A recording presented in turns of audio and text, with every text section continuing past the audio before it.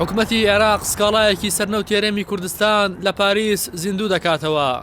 حکومەتی عێراق لە دادگای فدراڵی عێراق و دادگای ناوبژیوانی پاریس دوو سکاڵای لە سەرنەوتی هەرێمی کوردستان تۆمار کردووە.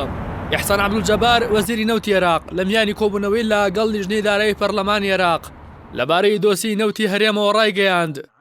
عێراق سکاڵاکەی خۆی لە پاریس لە دژی نەوتی هەرێمی کوردستان دەست پێ کردوێتەوە و وا بڕیارە مانگی 4 ساڵ یەکلا بکرێتەوە.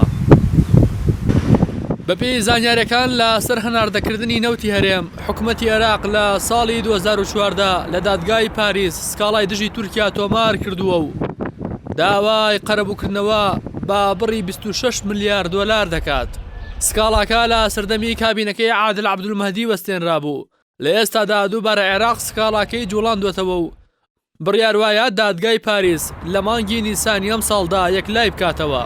پێشتریش لە لێدوانێکدا باڵۆزی عێراق لە تورکیا ڕایگەیاندەبوو بەشێک لە داهاتی نەوتی هەرێم لە بانکەکانی تورکیایە. پێدەچێت تورکیا لە ترسی سکاڵاکە گلی دابێتەوە. لە سەراسی ناوخۆش حکومەتی عێراق ماوەی چەند ساڵێکە لە دادگای فیدراڵی سکاڵای لەسەر هەناردەکردنی نەوتی هەرێم تۆمار کردووە و لە سکاڵاکەدا داوا دەکات بڕیارێک لە ئاباری نەوتی هەرێم بدات.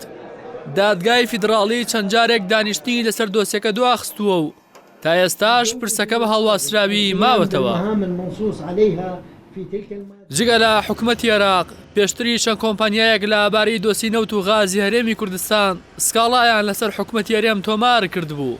کۆمپانیای داناغاز لە ساڵی 2017 لە دادگای ناوبژیوانی لەندەن لە دۆسی غازی کۆرمۆر 2 ملیارد دۆلاری لە حکومەتی هەرێم بردەوە. لە مانگی 8 ساڵی ڕابردووش کۆمپانیای دایناستی سکاڵای لە سەر حکومەتی هەرێم و ئاشتی هەورامی وەزیری پێشووی سامانە سروشتەکان تۆمار کرد و داوای ملیارێک و 500 ملیۆن دۆلار دەکات. وا بڕایشە دادگای ناوبژیوانی لەندەن لەم ساڵدا کێشەکە یەکلا بکاتەوە و ئەگەر حکومەتی هەرێم لەم دۆسێشدا بدۆڕێت دەبێت ملیارێک و 500 ملیۆن دۆلار بدات. فرۆشتنی نەوت بە سەربەخۆیی بوو بە هۆی نەهامەتی بۆ خەڵکی کوردستان. بەهۆی دۆسیەکەشەوە چەندین سکاڵا تۆمار کراون.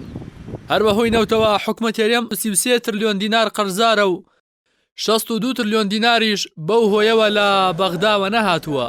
بەمەش زیانەکانی نەوت بۆ ئابووری هەرێم بە 95 تریلیۆن دینار دەخەمڵێنرێن کە بەشی موچەی 9 ساڵی فەرمانبەرانی هەرێم دەکات.